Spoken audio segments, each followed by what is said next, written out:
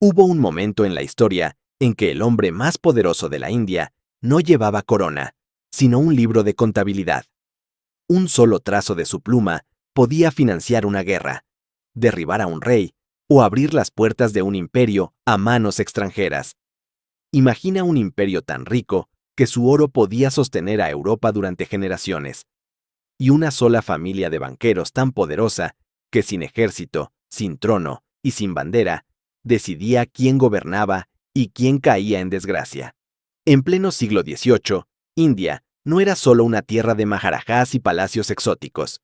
Era el corazón financiero del mundo, un engranaje silencioso ante el cual incluso los emperadores se inclinaban. En el centro de esa red invisible aparecía un nombre susurrado en palacios, mercados y campos de batalla por igual: Jagat Seth, el banquero del mundo.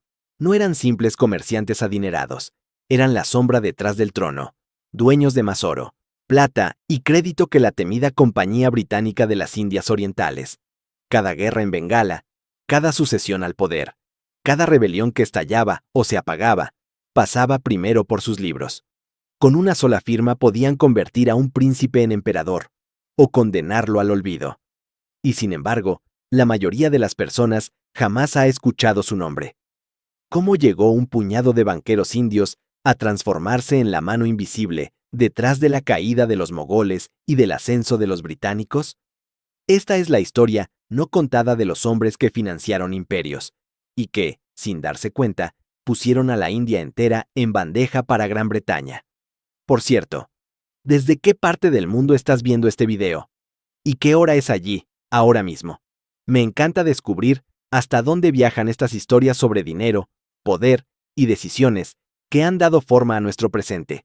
Antes de continuar, suscríbete y descubre cómo el dinero y la historia están más conectados con tu presente de lo que imaginas. A principios del siglo XVIII, bajo los últimos gobernantes mogoles, Bengala no era un territorio sumido en el caos, sino todo lo contrario. Era una máquina de generar riqueza. Sus llanuras fértiles, atravesadas por ríos que traían vida y comercio, producían más ingresos que todas las islas británicas juntas.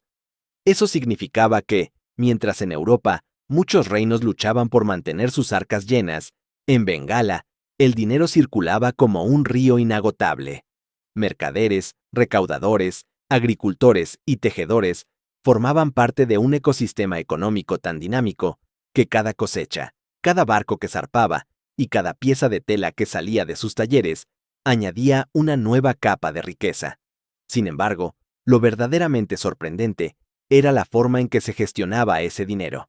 En gran parte de Europa, los reyes dependían de impuestos, tributos forzados y conquistas militares para financiar sus guerras y sus palacios. En India, ocurría algo diferente. Existía una estructura financiera, mucho más sofisticada, casi adelantada a su tiempo.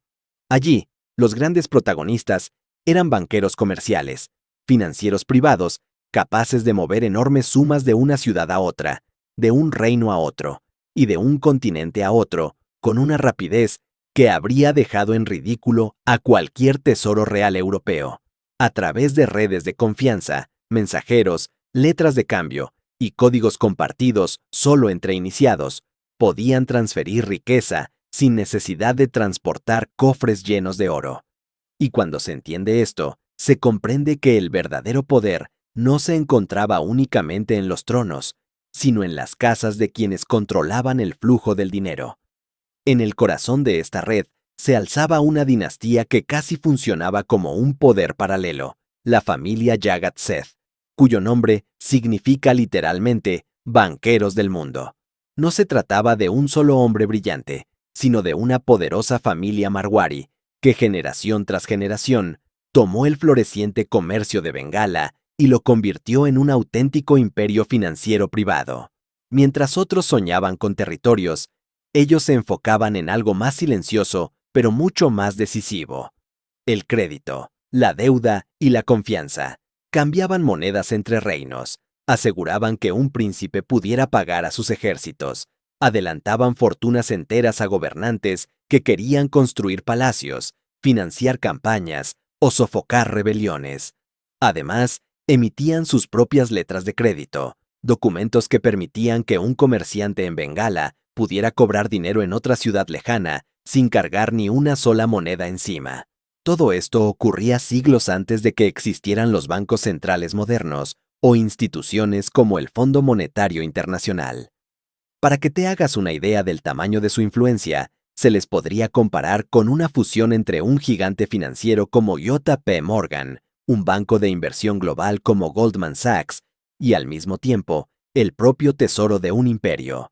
Eran banca privada, banco central y salvavidas financiero de reyes y comerciantes en una sola estructura familiar. Cuando esa familia decidía apoyar a un gobernante, su poder se consolidaba. Cuando retiraba su apoyo, ese gobernante empezaba a caminar sobre una cuerda floja.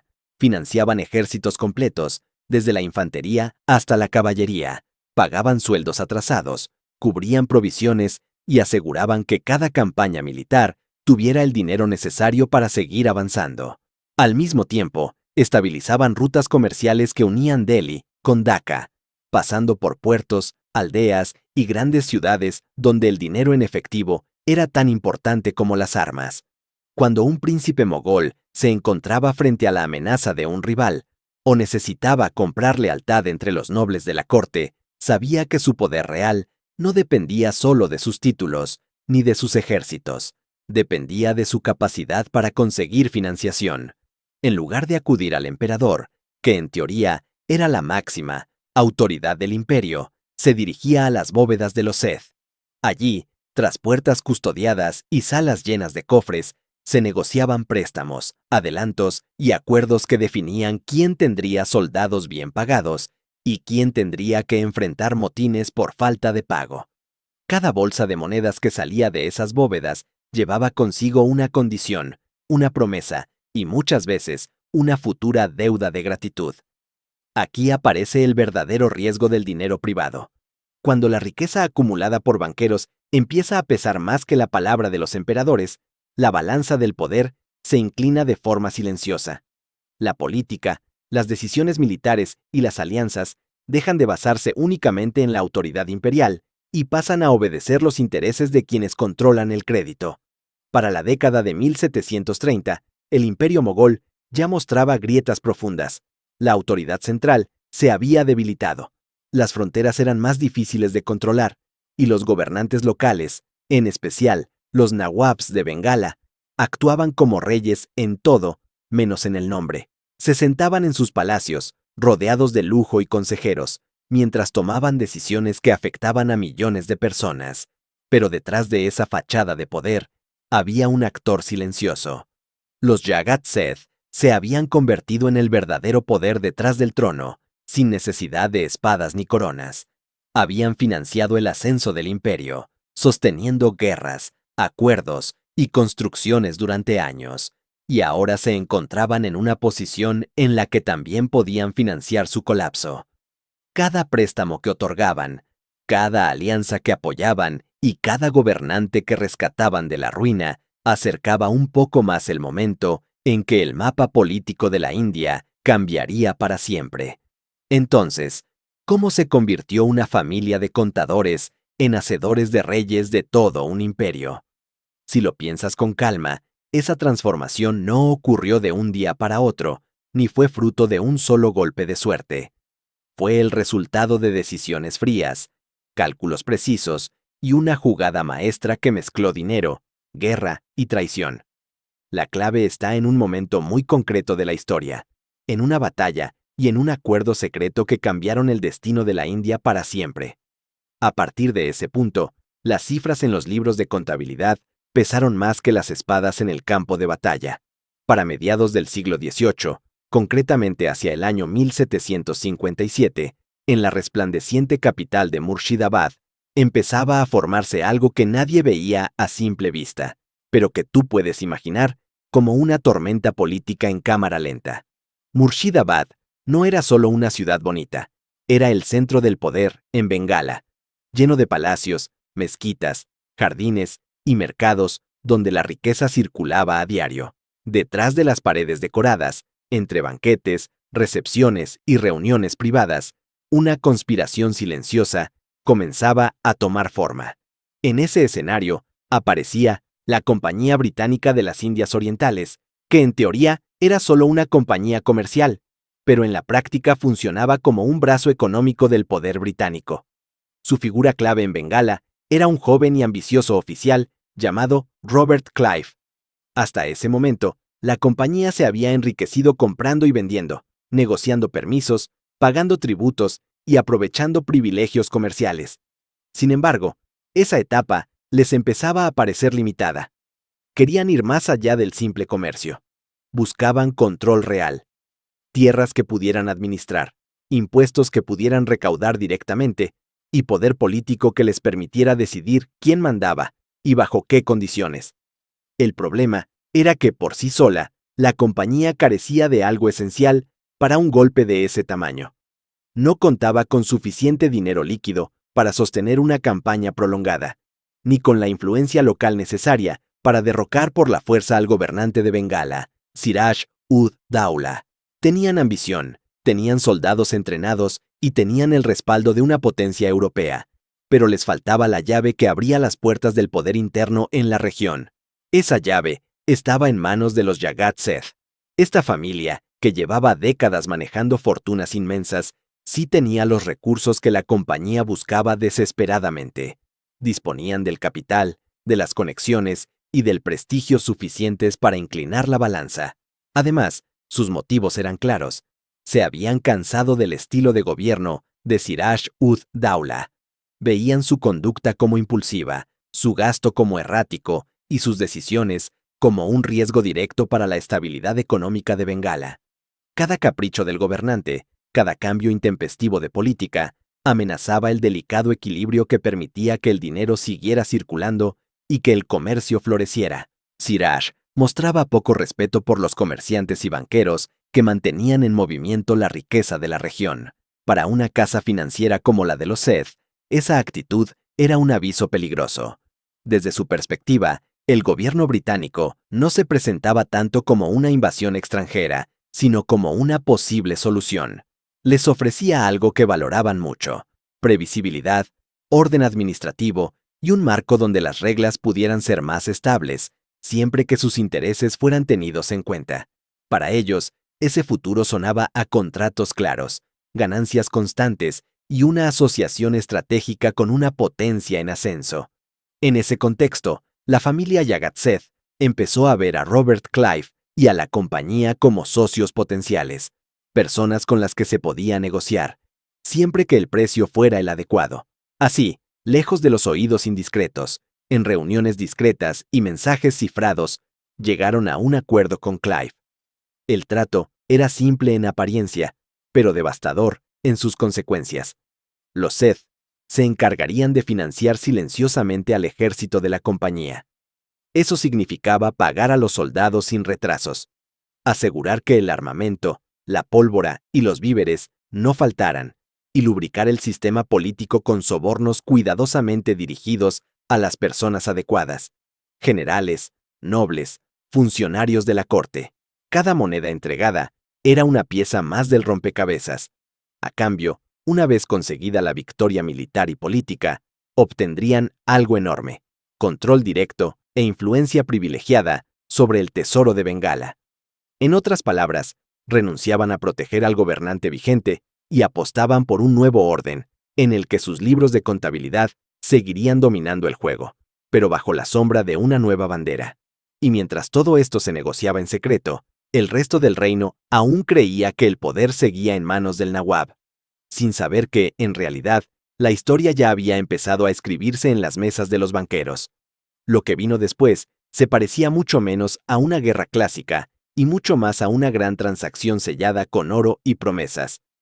La llamada Batalla de Plassey, que muchas veces se presenta como un gran enfrentamiento militar, en realidad duró solo unas pocas horas. Tú puedes imaginar el escenario: un campo embarrado por la lluvia, tropas formadas, cañones listos, estandartes en alto. Pero detrás de esa imagen de conflicto abierto, ya había un resultado casi decidido de antemano. La victoria británica no dependió de la valentía en primera línea, ni de una genial estrategia táctica, sino de acuerdos secretos cerrados días antes, en habitaciones alejadas del ruido de los tambores. Los generales del Nawab, aquellos que en teoría debían proteger a Siraj-ud-Daula con su vida, habían sido sobornados con oro procedente de los Seth. Sabían que, si se mantenían quietos en el momento decisivo, su futuro personal estaría asegurado. Así que, cuando comenzó el 880 combate, muchos de ellos permanecieron inmóviles en el campo de batalla, observando más que participando. Sus tropas quedaron como figuras estáticas, presentes solo en apariencia. Las fuerzas de Siraj, al ver que sus supuestos aliados no avanzaban ni respondían, empezaron a desorganizarse, a retroceder, a perder moral. Lo que debía ser un enfrentamiento prolongado se desinfló con rapidez. Para cuando cayó la tarde, el desenlace ya estaba sellado. Siraj-ud-Daula fue capturado, despojado de su poder y finalmente ejecutado, convirtiéndose en un ejemplo de lo que ocurre cuando alguien confía en lealtades compradas a medias. Con el Nawab eliminado, la Compañía Británica de las Indias Orientales tomó el mando efectivo de Bengala. A partir de ese momento, ya no se limitaba a comerciar, controlaba el territorio, los impuestos y las decisiones políticas clave. Los Jagat Seth, los mismos hombres que habían financiado el golpe desde la sombra, miraban ese cambio convencidos de que habían asegurado su influencia por generaciones. Pensaban que, al haber sido imprescindibles para la victoria británica, tendrían siempre un lugar privilegiado en el nuevo orden. Sin embargo, en esa lectura del futuro, se les escapó un detalle crucial. Sus nuevos socios venían de una cultura imperial que aprendía rápido. Los británicos habían descubierto en Bengala una lección más valiosa que cualquier cofre lleno de monedas. El dinero podía conquistar más rápido que la guerra. Entendieron que financiar aliados, manipular deudas, comprar voluntades y controlar los flujos de efectivo era una herramienta igual o más poderosa que cualquier ejército. Esa comprensión cambiaría para siempre la forma en que la compañía actuaría en India y en otras partes del mundo, y marcaría el inicio de una época en la que las batallas visibles serían solo la punta del iceberg de una guerra mucho más silenciosa, la guerra del control financiero. En cuestión de unos pocos años, la Compañía de las Indias Orientales terminó girando en contra de los mismos financieros que habían hecho posible su ascenso. Al principio, los necesitaba. Dependía de su crédito, de sus contactos y de su prestigio. Pero una vez consolidado el poder en Bengala, la compañía empezó a verlos como piezas prescindibles. Usando la inmensa riqueza de Bengala como su propio cofre de guerra, fue extendiendo su influencia a otras regiones, financiando nuevas campañas, comprando aliados y pagando ejércitos con el dinero que antes circulaba dentro de la India. Mientras ese imperio corporativo crecía, la figura de los Jagat Seth se fue apagando. Poco a poco, dejaron de ser el centro de la red financiera y empezaron a quedar relegados a un segundo plano. Tú puedes entender la ironía. Los mismos banqueros que en su momento habían financiado la caída del poder mogol, sin saberlo, acababan de financiar también las condiciones que llevarían a su propia caída. Cuando Bengala cayó, definitivamente bajo control de la compañía, todo cambió de manera drástica, casi como si alguien hubiera apagado una luz y encendido otra distinta. La Compañía de las Indias Orientales no solo se quedó con el territorio, los palacios y las oficinas del gobierno. Se apropió de algo todavía más importante, el derecho a recaudar impuestos, conocido como el Diwani.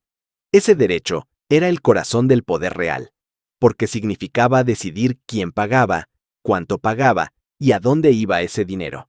De un solo golpe, una corporación comercial, creada originalmente para comerciar telas, especias y bienes, se transformó en la gobernante efectiva de una de las regiones más ricas de la Tierra.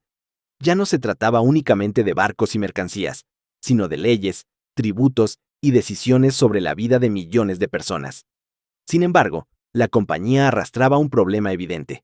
Los británicos que dirigían esas operaciones no entendían en profundidad cómo funcionaban las intrincadas redes de crédito de la India.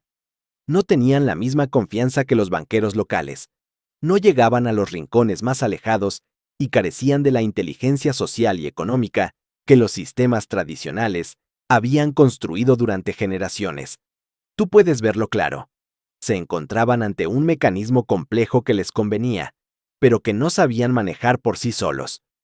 Ante esa dificultad, hicieron lo que muchos imperios hacen, cuando se topan con una estructura que no pueden sustituir de inmediato. En lugar de destruirla, decidieron absorberla. Integraron ese sistema en su propio aparato de poder, pero bajo sus reglas.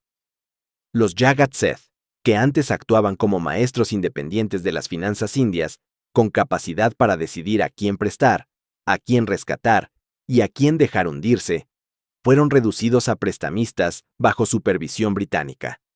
Seguían manejando dinero, seguían realizando operaciones, pero ya no lo hacían desde la libertad de un poder paralelo, sino bajo una vigilancia constante. En términos modernos, muchos historiadores describen este proceso como la primera gran adquisición corporativa hostil en la historia de la India. Una compañía extranjera toma el control de un sistema financiero local, mantiene su estructura básica, pero la somete a sus propios intereses. El resultado es que el viejo poder se conserva en apariencia, aunque por dentro obedezca a una autoridad distinta. Antes de la batalla de 1757, la riqueza de Bengala se quedaba mayoritariamente dentro de la India. Circulaba entre sus ciudades, aldeas y rutas comerciales. Financiaba artesanos, talleres textiles, industrias locales, festividades religiosas y la construcción de templos y obras públicas. Ese dinero alimentaba un ciclo que, con sus desigualdades, seguía girando alrededor de la economía interna. Después de 1757, ese mismo flujo empezó a cambiar de dirección. Cada año, una parte creciente de lo recaudado en impuestos y beneficios comerciales se enviaba hacia una sola ciudad lejana, Londres. Con el tiempo, ese proceso sería descrito por el economista indio Dadabhai Naoroji como el drenaje de la riqueza, una expresión que resume a la perfección lo que ocurría. En lugar de nutrir a la población local, la riqueza de Bengala abandonaba el país de forma constante para sostener el crecimiento y el lujo en otro continente. Y todo ese cambio empezó con acuerdos financieros, con letras de crédito y con decisiones tomadas entre banqueros y comerciantes que quizá nunca imaginaron hasta qué punto estaban reescribiendo el mapa económico del mundo. Durante los siguientes 100 años, desde 1757 hasta 1857, Gran Bretaña extrajo de la India una cantidad de riqueza que, en valor actual, se ha estimado en alrededor de 45 billones de dólares.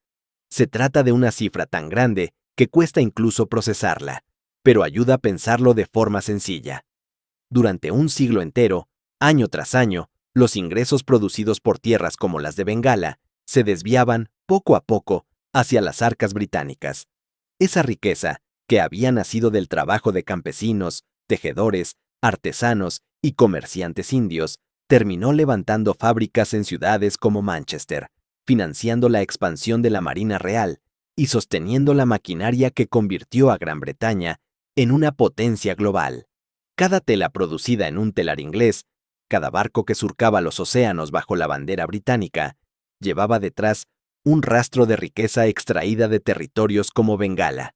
Para ti, que escuchas esta historia, esto significa algo muy concreto. La India no solo fue un lugar conquistado militarmente, fue también una fuente constante de recursos que alimentó la transformación económica de otro país a miles de kilómetros de distancia.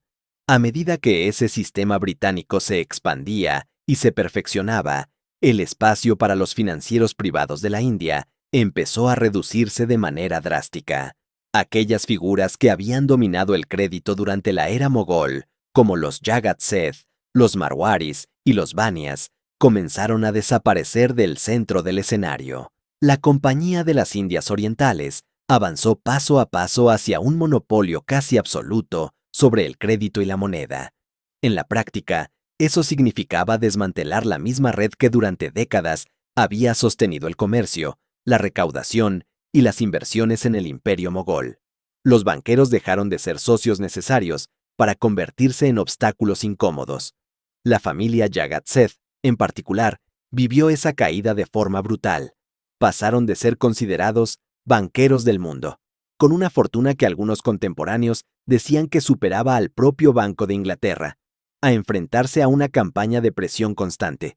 Sufrieron persecución política, investigaciones disfrazadas de 1980, auditorías, acusaciones que los debilitaban ante la opinión pública e incluso bancarrotas simuladas, forzadas por decisiones administrativas y legales. Para la década de 1770, gran parte de su riqueza se había esfumado. Lo que antes era sinónimo de poder y prestigio se transformó en un recuerdo de una época en la que los banqueros indios podían decidir el destino de reyes y gobernantes. La ironía de todo esto es difícil de ignorar. Los británicos no inventaron desde cero el sistema financiero que utilizaron. Lo que hicieron fue perfeccionar y reorganizar el mismo entramado de crédito, letras de cambio y redes comerciales, que durante siglos había hecho tan rica a la India. Tomaron ese modelo, lo adaptaron a sus intereses y cambiaron simplemente la dirección del flujo. En lugar de servir principalmente a las ciudades y regiones de Bengala, lo orientaron hacia afuera, canalizándolo hacia su propio imperio. Las ganancias que en otro tiempo impulsaban la prosperidad de Bengala, financiaban templos, talleres, caravanas y mercados locales, comenzaron a sostener algo muy distinto: la Revolución Industrial Británica. Mientras en la India se resentían las crisis, las hambrunas y el empobrecimiento de sectores enteros de la población, en Europa se levantaban fábricas, se extendían las vías férreas y se multiplicaban las fortunas de industriales y comerciantes. Y en el centro de esta transformación, casi invisible para la mayoría, estaba la decisión de redirigir un sistema financiero que antes alimentaba a un imperio local hacia la expansión de otro imperio, que se proyectaba sobre el mundo entero. Esto es algo que la mayoría de los libros de texto pasa por alto cuando tú lees la historia oficial. En la versión resumida, parece que Gran Bretaña levantó su imperio únicamente con su propio esfuerzo, su ingenio y sus recursos internos. Sin embargo, cuando se mira con atención a las cifras y a los documentos de la época, aparece una realidad muy distinta. Gran Bretaña no financió sola su imperio. Quien lo hizo, en gran medida, fue la India. Los impuestos recaudados en Bengala, después del año 1757, se convirtieron en el capital inicial que permitió financiar las guerras británicas en Europa, sostener una marina en constante expansión y consolidar un dominio comercial que se extendía por varios continentes. Cada barco que partía de los muelles de Londres rumbo a otras colonias, cada cañón forjado para enfrentar las guerras napoleónicas, cada fábrica textil que rugía día y noche impulsando la revolución industrial británica, llevaba detrás una parte de dinero recaudado en la India. Es como si, sin que la población india lo supiera plenamente, una porción del esfuerzo de millones de personas estuviera viajando de manera invisible para fortalecer un imperio lejano. Los registros históricos respaldan esta realidad con detalles muy concretos. Muestran que partes de las campañas napoleónicas de Gran Bretaña fueron pagadas con ingresos extraídos directamente de Bengala. Es decir, mientras en el subcontinente indio se recaudaban impuestos y se exprimían recursos, ese dinero cruzaba océanos para costear guerras que se libraban en otro continente. Al mismo tiempo, las fábricas de ciudades como Manchester y Liverpool funcionaban gracias al algodón en bruto que llegaba desde la India. Ese algodón era cultivado, cosechado y preparado por trabajadores indios, pero luego se enviaba a Inglaterra, donde se transformaba en telas y productos textiles. Después, esos mismos productos se vendían de vuelta en los mercados indios a las mismas personas que, en origen, habían producido la materia prima.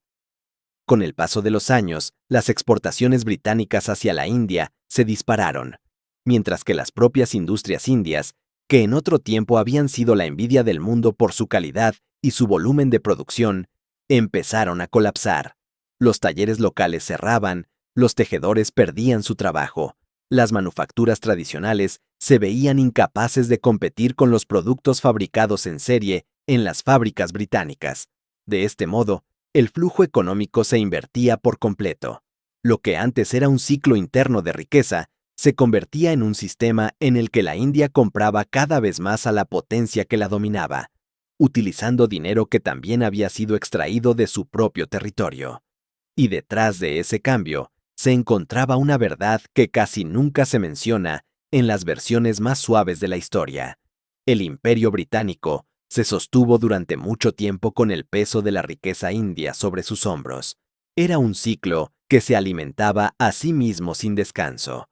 Los impuestos recaudados a campesinos, artesanos y comerciantes indios pagaban el sueldo de los soldados británicos que marchaban por los caminos de la India.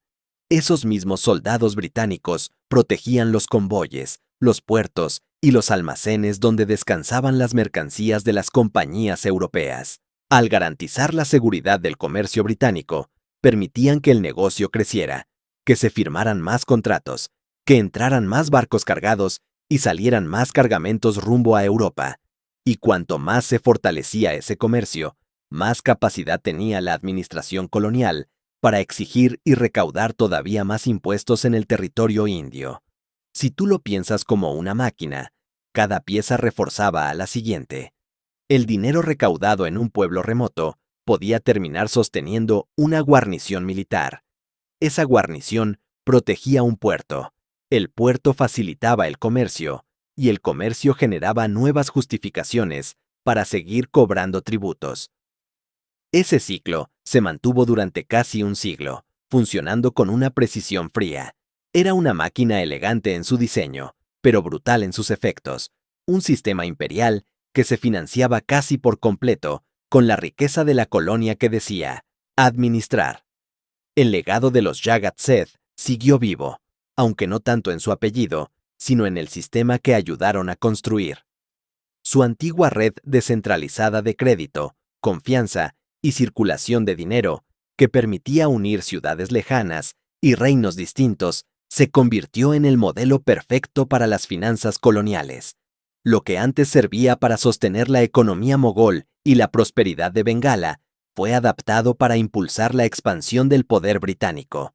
Las mismas herramientas financieras, las mismas técnicas de contabilidad, las mismas letras de cambio que unían Delhi con Dhaka, empezaron a trabajar al servicio del Imperio de Londres. Y aquí aparece la ironía más grande de todas. La celebrada Revolución Financiera de Gran Bretaña, con su banca moderna, sus sistemas de crédito y sus métodos contables, muchas veces se presenta como un invento propio. Sin embargo, buena parte de esas prácticas ya se utilizaban y se habían perfeccionado en la India mucho antes de llegar a Europa. Los banqueros indios habían desarrollado, a lo largo de generaciones, un entramado sofisticado que permitía mover dinero sin mover metal, sostener reinos enteros y financiar guerras y obras públicas. Lo que hizo Gran Bretaña fue tomar ese conocimiento, pulirlo a su manera y proyectarlo hacia el mundo, mientras el lugar donde nació ese sistema quedaba atrapado bajo el peso de un imperio que se alimentaba de su propia riqueza. Entonces, ¿qué sucede cuando el flujo de dinero, esa sangre vital que sostiene a un imperio, empieza a secarse poco a poco hasta casi detenerse? Cuando la riqueza de la India dejó de fluir con la misma fuerza hacia los bancos de Londres, el Imperio Británico comenzó a agrietarse desde dentro, de manera lenta pero constante. A primera vista, seguía pareciendo poderoso, con banderas extendidas por varios continentes, pero en el interior, las cuentas ya no cerraban igual. A mediados del siglo XIX, la Compañía de las Indias Orientales, que durante décadas había sido casi una superpotencia por sí misma y la corporación más influyente del mundo, terminó derrumbándose bajo el peso de su propia corrupción, de sus abusos y de una codicia que había cruzado todos los límites. La corona británica se vio obligada a intervenir y tomar el control directo de la India, transformando lo que antes era un dominio ejercido por una empresa en un gobierno formalmente imperial. Sin embargo, el motor financiero que había impulsado su ascenso ya venía desacelerándose, como una máquina que sigue funcionando, pero cada vez con menos combustible.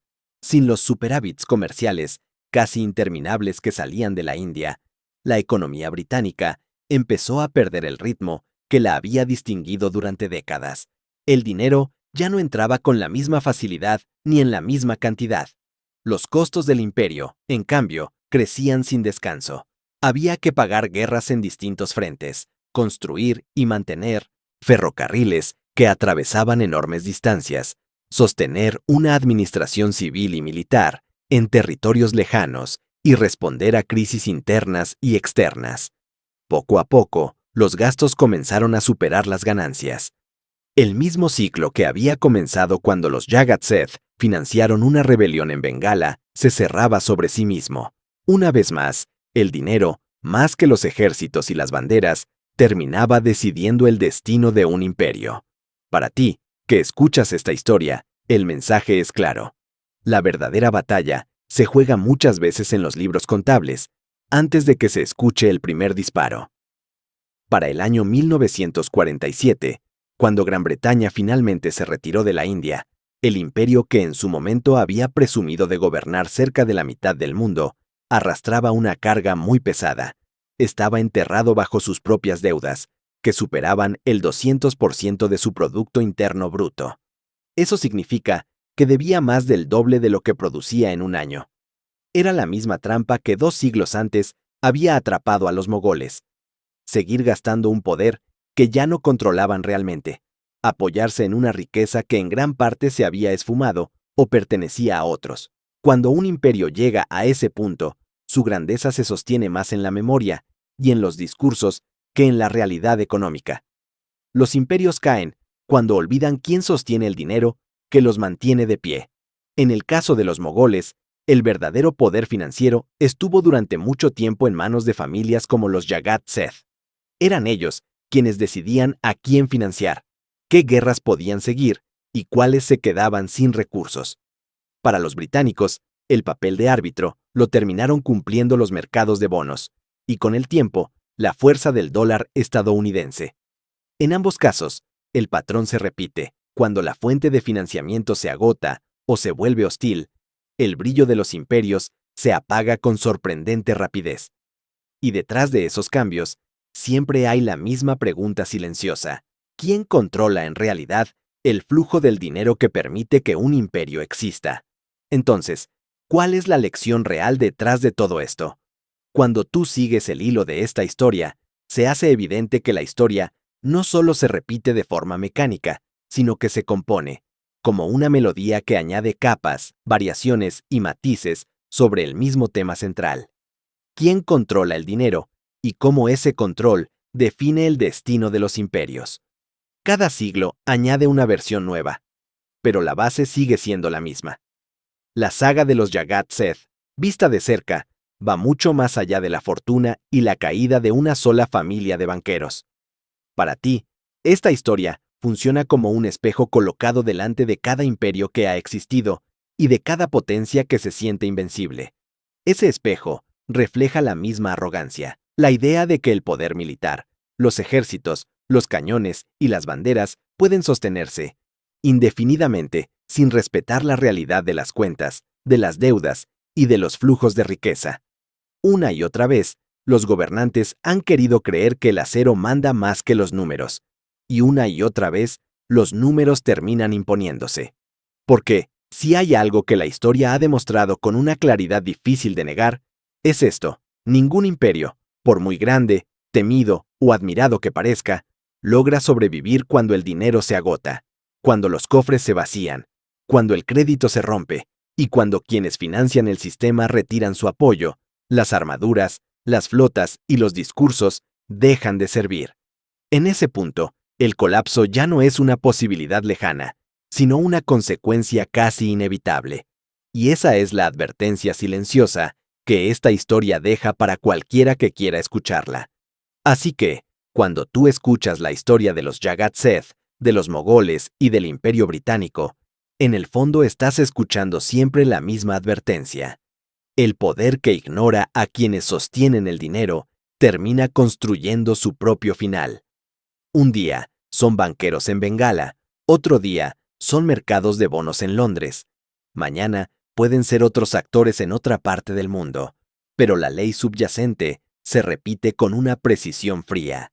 Los imperios se levantan sobre ejércitos y banderas, pero se sostienen sobre balanzas, deudas y flujos de riqueza que pocas personas miran con atención.